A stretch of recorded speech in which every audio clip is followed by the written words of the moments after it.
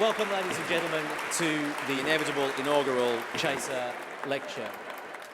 We're absolutely thrilled to have Vicky Xu here. She is not only an astoundingly well-established reporter for somebody who's just 24 years old, but she grew up in China. She was educated both in China but also through the Australian university system to become a journalist of renown, and also recently a stand-up comedian as well. You will have seen her in the news and in the media this week. She's an emerging and important voice. We are thrilled to have her here to give the inevitable inaugural Chaser Lecture for 2019. And some people have said that, Vicky might not be as patriotic as some other Chinese international students or Chinese people in Australia at the moment.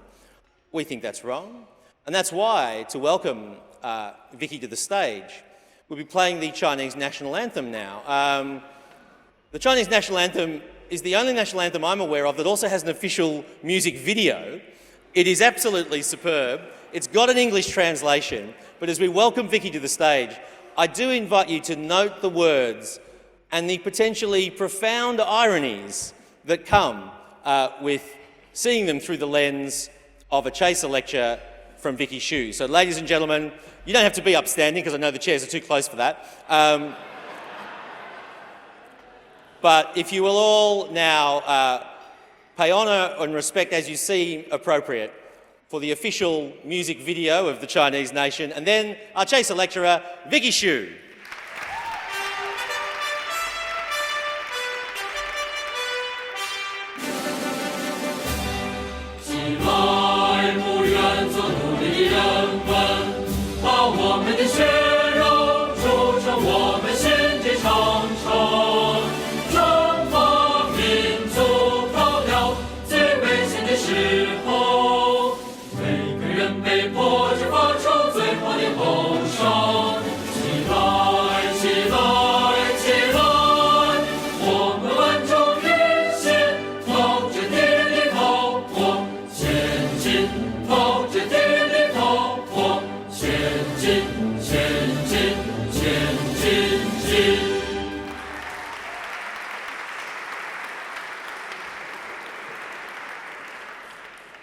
That wasn't bad. Good evening, ladies and gentlemen. My name is Vicky Xu. It's pronounced a bit like the shoe on your feet. And just like so many other shoes in Australia, I was also made in China.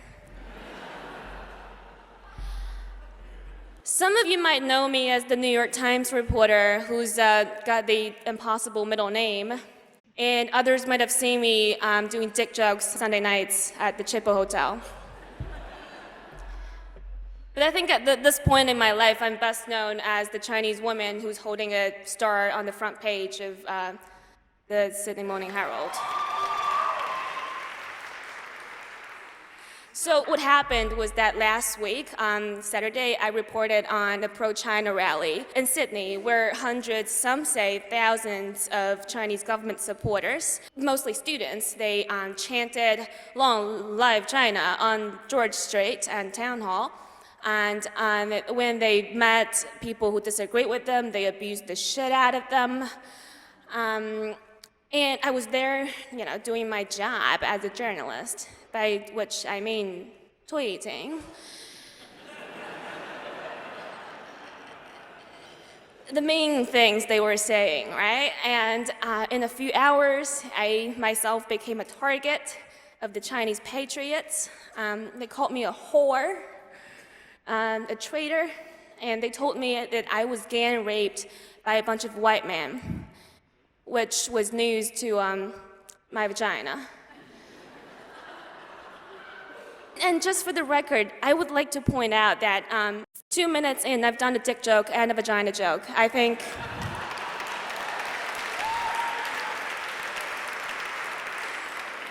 I deserve an award. They also said that my dad was raped by a black man and then gave birth to me. So difficult decisions with my mom ahead.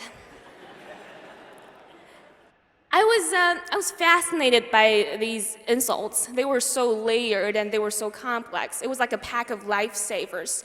You open it, and first you get the nationalism, and then you get the sexism, and then the rape threats, and then just the good old racism.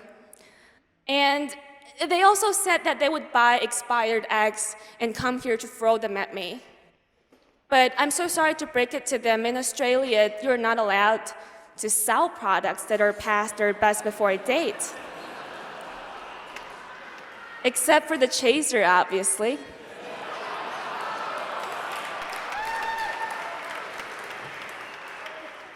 And out of the kindness in my heart, I would like to advise them against bringing those eggs in from China, because tonight on border security. Anyway, I'm here to tell my story today, mine. And it all started from a faraway corner in China on the other side of the Great Wall, which has come back in fashion again. And as someone who grew up with the wall, I can vouch for its effectiveness. Because in the 17 years that I lived in China, never have I seen a single Mexican.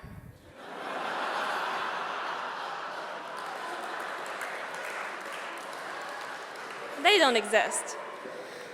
As a child, when I was growing up, I was taken out of school and I was sent to the equivalent of a sweatshop, but for math prodigies. And I was doing equations from 7 a.m. to 12 a.m. every day. But I never complained, because my parents were the ones complaining. That kind of training was very costly. And after I won a bronze medal in Math Olympiad, I ran home in tears to hide all the sharp objects at my house, because you gotta stop your dad from self-harming. And he used to describe that day as the worst day in his life. Little did he know, a decade later, he would get a phone call from the Chinese cop, and because his daughter has been writing articles about human rights for the New York Times, and pissed off the Chinese government. So Dad got that call from the cops, and he was refused. He was furious, right? And he asked me, "Don't you know how to calculate risks?" And I said, "Well, if I did, I would have gotten the gold medal." No, I'm just making this up. My dad would never say that. We don't really talk. First, because when we're on the phone, we don't know. We know that the big brother is listening, but also dysfunctional family is something that's quite universal. So as some of you might have heard in the radio and the TV, when I finished high school, I went to Beijing to train to study English broadcasting, aka propaganda news reading. Actually, at China's best media college. It was very prestige, the Communication University of China, or my ex-boyfriend used to call it the Mao University. And at first, it seemed like a really good opportunity to learn English. I'm quite good at that now, which is crucial for a career in international fake news. That's me. I think we're supposed to show you some legit propaganda. Can we show the propaganda, please? So where are we, Bonnie? Yeah, so right now we are in Urumqi, the capital city of northwest China's Xinjiang Uyghur Autonomous Region. And now we are at a leisure and entertainment center in Urumqi. So tonight we are going to try to have a glimpse of what young people do for their nightlife in Urumqi. Oh my God. So that's a news clip from Xinhua News Agency featuring my old classmate, Boning Zhang, live streaming from Xinjiang in China's far west, where over 1 million Muslims, minorities, including the Uyghurs, are being held in detention camps. And that was how they covered that. But to be fair, Xinhua News does do political coverage that are more fair and balanced. This year marks the 70th anniversary of the People's Republic of China. It is widely acknowledged that a key to China's success is its system of democracy, which results in political stability and vitality. That fucking white guy. And just vile. And China's propaganda isn't all about news, you know, like we've been making some really great music videos too, which I selected one for you guys.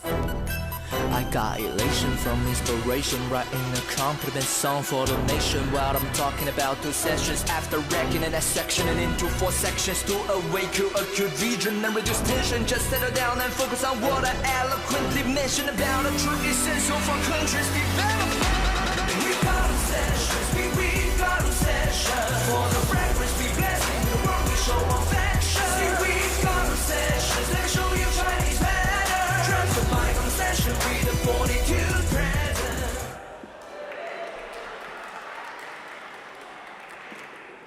It's amazing that no Australian musicians have dropped a single track about the latest COAG meeting.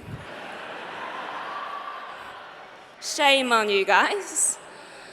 Anyway, so I did all the propaganda training, and it was really fun. There was a huge focus on accent. The class was split into 4 groups, 2 doing American accent, 2 doing British accent. I wasn't doing Australian. The logic there was that if we sounded white on TV, we would appear to be more classy and legit so that people wouldn't notice that we're lying. Come on, it worked for Boris Johnson.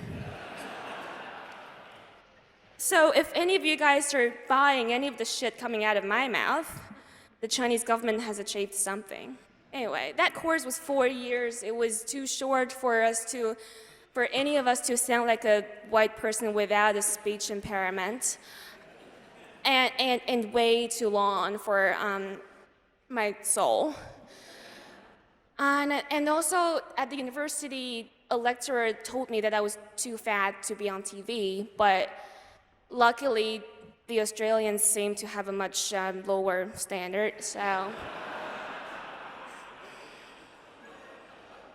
I just got a bit frustrated there, so I came here for a gap year.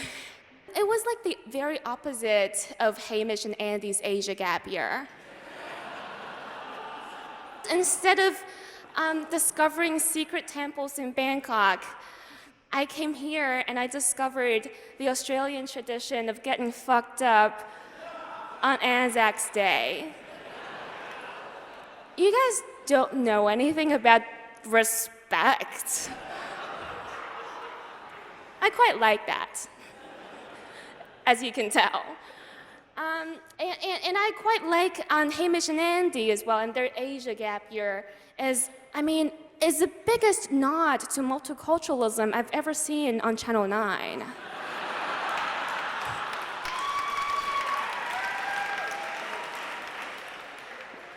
Anyway, so I came to Australia and I watched Hamish and Andy, and 4 months after my arrival, by accident, I saw a poster on the university campus that said documentary screening 1989 Tiananmen Square crisis. Look, crisis, it's a massacre. The poster featured the very famous photo of a man standing in front of a line of tanks. And so, I was very curious. I went to the screening. And of course, I was very shocked that they sent tanks on students. I even made a little speech on the spot about how I was feeling cheated. Because for 19 years I was in China, I'd never heard or read about this crackdown. And this event was completely erased from history. And innocent young students were killed for nothing. And I thought it would be something that's bad enough for you to question the legitimacy of the government. And it was obviously an event that's big enough to exist in the mind of all of my teachers, my parents, my uncles, aunties. But for some reason, no one's never mentioned it. What a bunch of pussies. But as much as I'd like to tell you that that particular night, that particular screening changed my views, woke me up, I'm sorry it didn't happen that way. I was only emotional for about 20 minutes. And I went home, I read up on it, looked it up, and my patriotic little brain just short-circuited it, and it went, nah, it's a CIA inside job. It's okay if you laugh. Which is a big, I don't know. In hindsight, I really doubt CIA would have that good organizational skills. But anyway, after I moved to Australia, the more I read about China in the news and on the internet, the more I was overwhelmed by the new information, the very, very negative information about my country. And I just felt personally attacked, the way some of you might feel when someone says, not me, Vegemite fucking sucks. You'd really want to stab that person in the eyes with chopsticks too, which would still be a better feeling than tasting Vegemite. And me being this really outspoken young woman that I've always been, if in 2015 the Chinese government paid me 50 cents for each time that I defended them in public and their human rights records, I could probably afford a Chaser lecture ticket that year. I love journalism, and I don't think I'm ever going to stop writing. But I also think, unfortunately, journalism is an echo chamber, and it doesn't really change anyone's mind. I had left China. I was in Australia. I could read real news in proper English, or what passes as proper English at Fairfax, after all the sub-editors got sacked.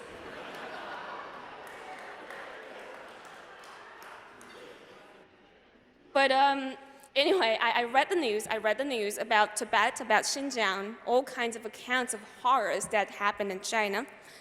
I read the news about the students who died in 1989, and I read about their mothers who are still looking for answers and under house arrests. But my brain refused to absorb any of that information. And I was always the smart kid back in China, math, Olympiad. I was a good kid who had faith and loved the country and the party. And I couldn't afford to admit that I was wrong, that for 19 years I was blind and I believed in a system that never loved any of us back. So when I read about Tiananmen, I became very defensive, and I thought, surely the students were in the wrong for protesting. And I thought they deserved to be punished for rioting, in the Chinese government's words, because they violated social orders and they caused unrest. In our country, the economy, it needs stability to grow. Therefore, hundreds or thousands of students, to this day, it's been 30 years, there hasn't been a confirmed death toll. I believe that they deserve to die, to be arrested for calling for a little change. And in hindsight, that loyalty to the government turned me into a bit of a psychopath. It's okay if you laugh. I can't stress that enough.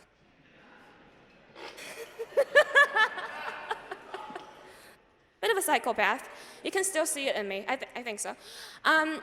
And in hindsight, if I didn't change my mind, perhaps I would have ended up being one of those mainlanders on George Street last Saturday chanting, "Long life China," and supporting police brutality in Hong Kong. But lucky me, I did change my mind, so here now. In 2016, I was a student journalist, and I took an interest in the Chinese dissident, a man named Le Baowu. I requested an interview with him, secretly hoping that he would turn out to be a fraud so I could write an expose. That's how journalism works, all of you know that. And Mr. Wu was suspected of leading the Jasmine Revolution in 2011, which was inspired by Arab Spring. Whew. We met for dinner in Chinatown, and Mr. Wu spoke of his arrests and detention. So in Chinese prison, he was forced to fold plastic gloves into boxes for about 14 hours a day. But it wasn't forced labor because he was actually paid 50 cents a day, Chinese money, which would be 10 cents Australian. And for the 100 days he was held there, I think it's $10. I'm supposed to be good at math, but I only got the bronze medal. And the Chinese government only paid him 1/3 of that. They still owe him money. The work hurt his hand, his knees, and his back. And you would think gloves are to protect hands and to keep them warm, just in the way that you think China's a normal country that's ruled by law like yours. And I was at the dinner table, I was looking at this man, and I was thinking about gloves, and I was thinking about the money that the Chinese government owes him, and his hands, and it finally hit me that authoritarianism hurts people. Surprise. The human mind works in mysterious ways. The government sending troops on students, I guess that's okay. But Mr. Wu's chapped hands, oh my God, I was tearing up. But I needed to hear his voice, and I needed to see his pain, to feel the weight of oppression, and find the empathy and humanity in me. And I had to dig very deep, because 19 years of indoctrination can make you pretty dead inside. In a way, I think I'm thankful for Mr. Wu for opening a door for me to see the other side of the world. And I'm very pleased to say that Mr. Wu is actually here tonight with us.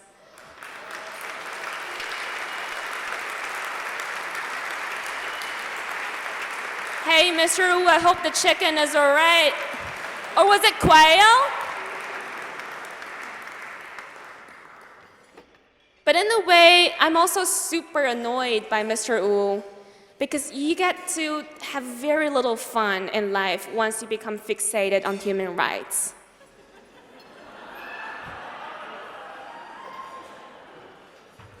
But you know what, I'm gonna try. I showed you guys before the Chinese government is doing music videos about their politics.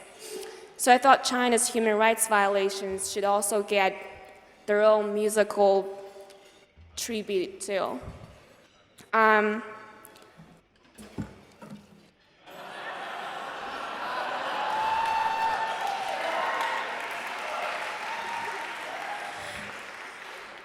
Yes, I was a brainy Chinese kid. Why would I not play the violin?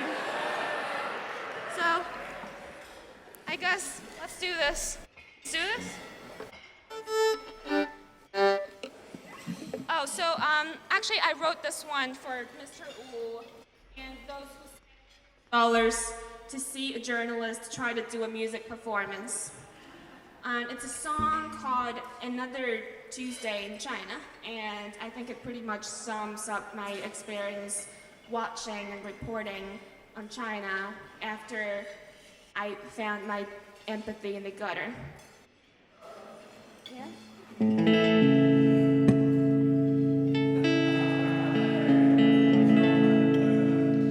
There's an old red mom who owns a home where the government wants to build a road. Next thing you know, she's under arrest. Oh no, just another Tuesday in China.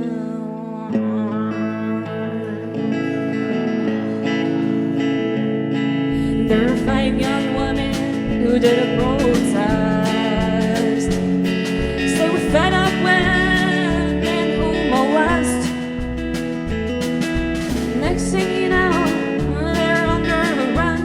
Oh no, just another Tuesday in China. And there are 6 college kids who are Marxists. They wait on and on about workers' rights. Next thing you know, they're under arrest.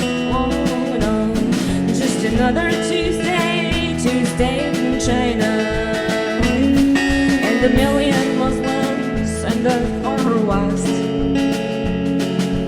loving their God and doing their best. The next thing you know, they're under arrest. Oh no, just another Tuesday in China. Writers, lawyers, and a couple murderers. Teachers, priests, and a dozen rapists. The next thing you know, they're under arrest in the same cell. Just another Tuesday in China. Another Tuesday in China.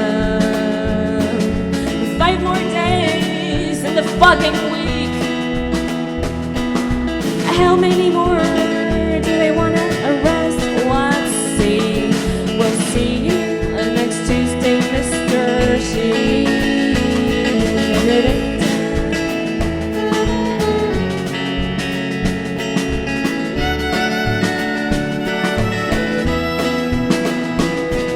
Why Vicky Xu? She's not under arrest.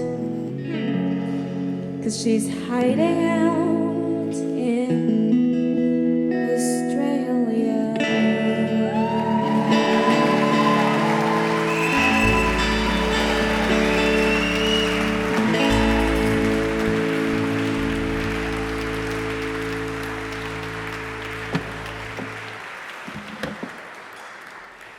Did I just sing? Anyway, a month after I met Mr. Wu, I went back to China during summer break and met a guy on Tinder.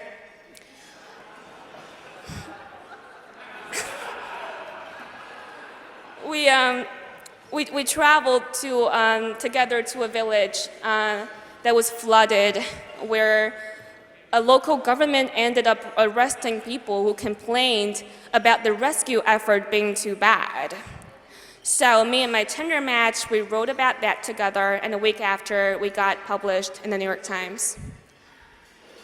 It's pretty much as good as a Tinder date could go. You know, it's pretty sweet, not for the villagers, but for the New York Times. They got to discover this rising star in journalism. And for that story, the government officials followed us in black cars, trying to prevent us from reporting. The police waited for us in the hotel room, but I was so smart we didn't go in. And that became a bit of a defining moment for me, because it was the first time in my life I saw myself on the opposite side to my government. The first of many, many, many more. I've mentioned the call that my dad got in April.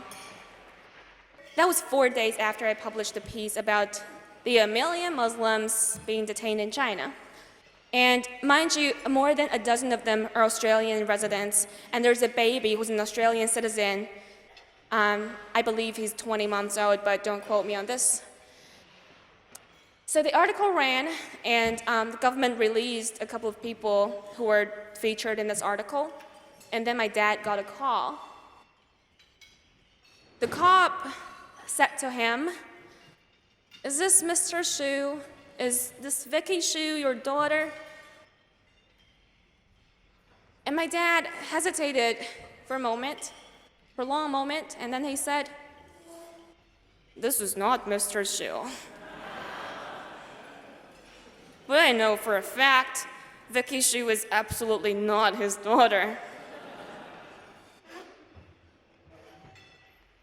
And I think it is worth noting that the only reason I'm in this unfortunate situation, being targeted by my own government and their fans, is because I'm doing my job as a journalist in Australia.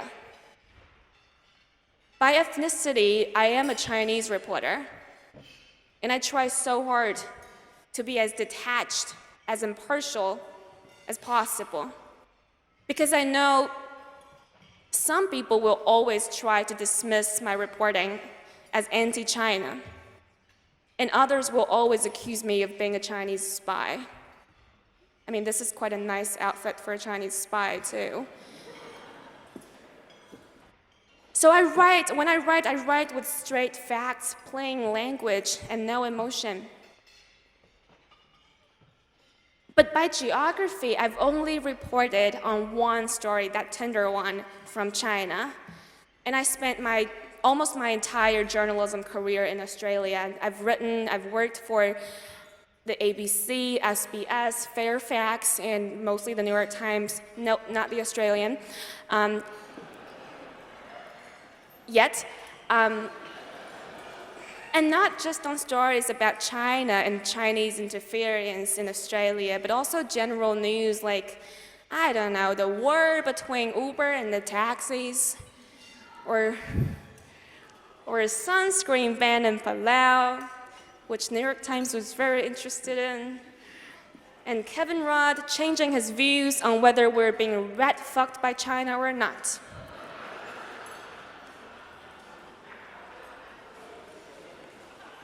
I remember I called his media advisor, and I said, "Hey, I just wanted to understand, why is Mr. Roth spending so much time on Chinese social media pretending that he speaks our language?"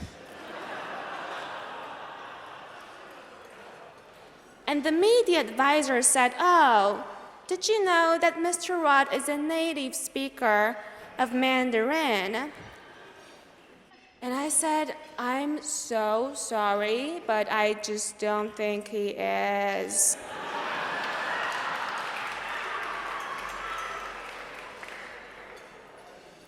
I am an Australian journalist. I am one of you. You want it or not, I'm one of you.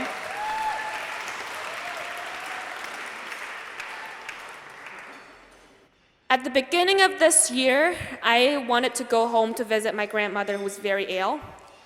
And for a month after I booked my ticket, all I wanted to talk about with my friends and at comedy clubs was what's gonna happen when I get arrested. I was so scared. My biggest fear was that when they arrest me, are they gonna let me put on my makeup first? Don't want to look bad in that mugshot. When they put me in jail, and what about my hair? When they put me in jail, what am I gonna do? Write a book? Of course, Nelson Mandela did it. And I would finally have the time to write without having to worry about rent. It's very expensive in Bondi. Very expensive. And that was a point in my life when every day all I was thinking about was being detained or disappeared. And I'm 24 this year.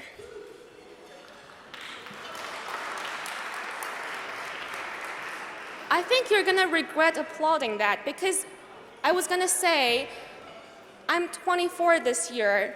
What I should be doing is coke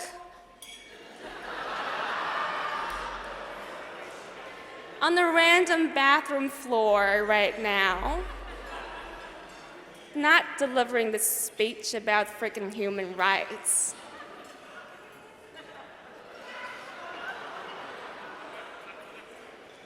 My friends tried to comfort me. They said, oh, well, you know, for what it's worth, for 24 years old, at least you've had a good run.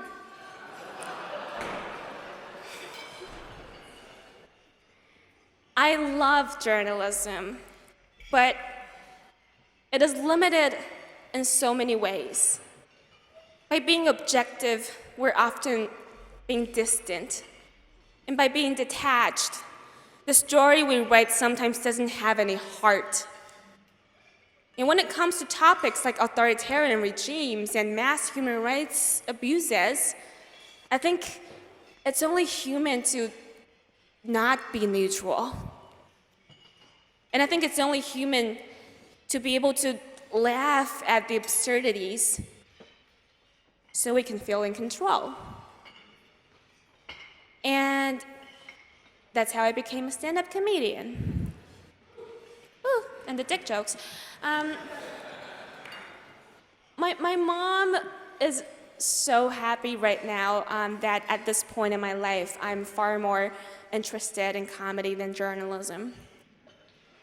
After my last visit home, which we both knew was the last, she said to me, baby girl, we were so wrong to push you so hard. Screw the New York Times, we just want you to be safe and happy. Go be a comedian and leave the politics behind, and we'll give you money if you don't have any. I don't have any. And ladies and gentlemen, that's how I just hacked Asian parenting.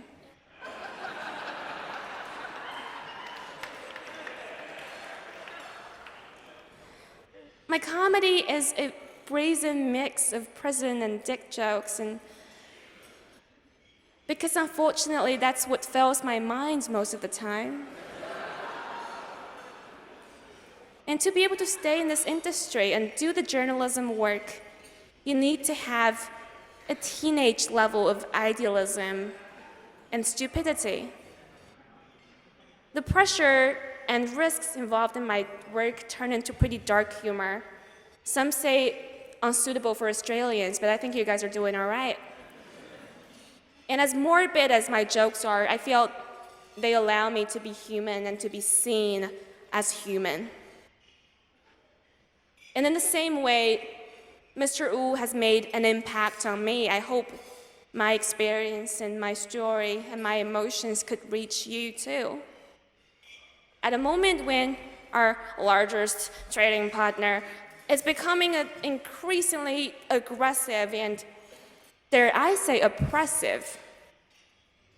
And at a moment as we just began to understand how some of the Chinese influence campaigns operate in Australia, and at a moment when we were shocked by Chinese students' violent burst of nationalism on Australian soil, I hope my story can reach you and the compassion in you and make you think a little bit more about what you can and will do as China is on the rise to become a new superpower.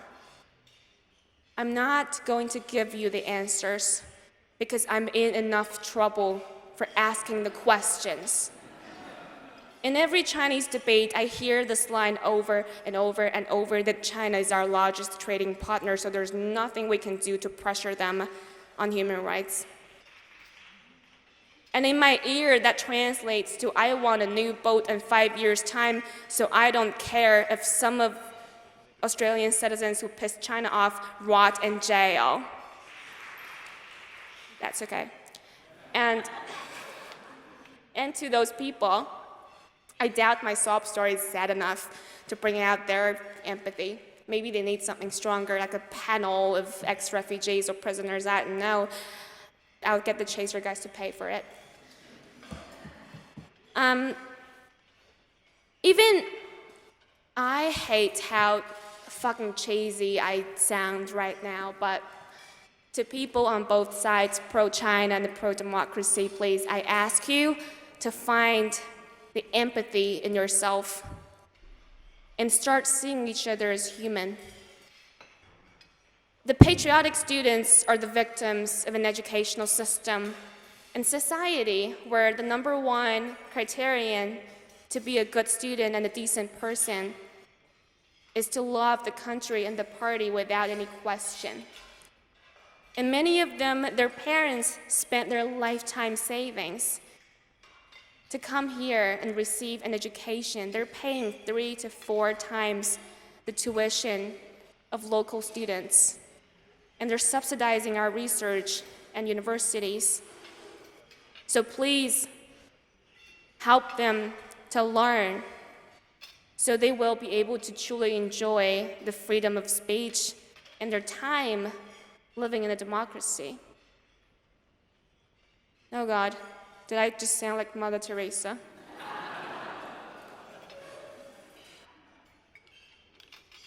And to those who insist China is a benevolent power with no intentions to expand its authoritarian maneuvers, wake the fuck up. Grow some balls. I mean, please, what I mean by that is please listen to my story. And I hope you see me, and I hope you see my pain and suffering and believe in me when I say I'm one of you.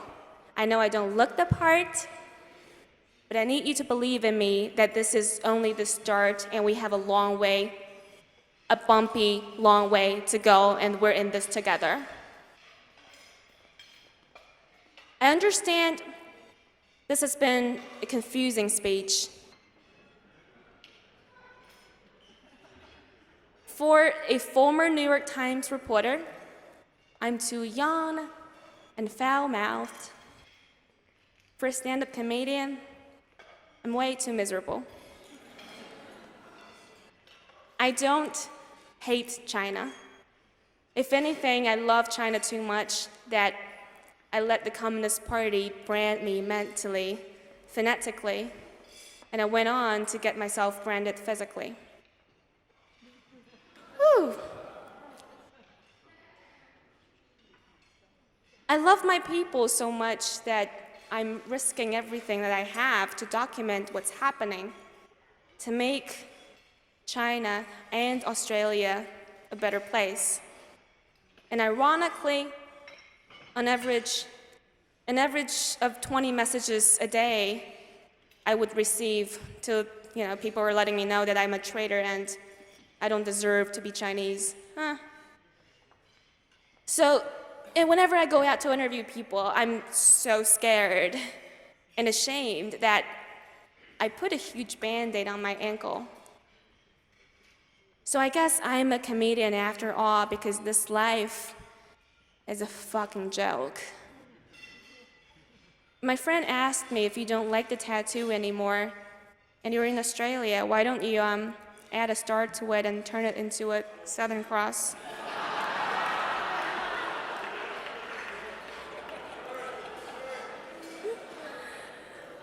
And I said, I don't care if getting rid of it will make me less embarrassed, or if changing it might help with the character test with the immigration.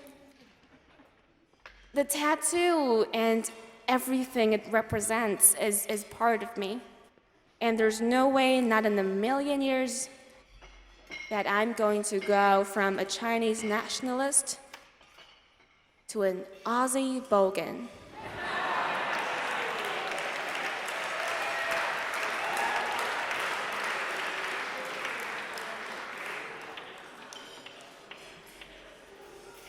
We got a tip today that the Chinese embassy is sending some guys here to disrupt the event.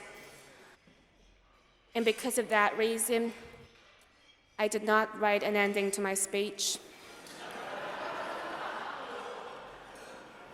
I expect to be abducted by now, but it did not happen. And I'm so sorry that the Sydney University had to pay to double the security for nothing. And on that note, thank you guys so much. I've been Vicky Shu.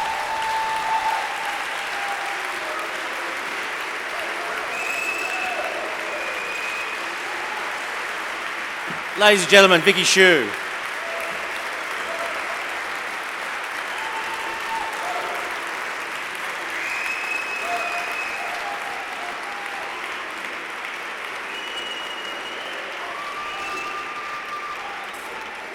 Vicky, thank you for a wonderful, timely and poignant address. Thank you for that amazingly feel-bad song. Just on a point of fact, the chaser actually had to pay for the extra security, so don't have to fact-check you too much, but yeah, that's on our dime. And we had to pay for the Chinese protesters to come later on as well, so it's really been an expensive night. But thank you also for your eloquence this evening and for telling your story at a time where I think it's important to hear. I would ask you, ladies and gentlemen, to thank once again the inevitable inaugural Chaser Lecturer for 2019, Vicky Shu.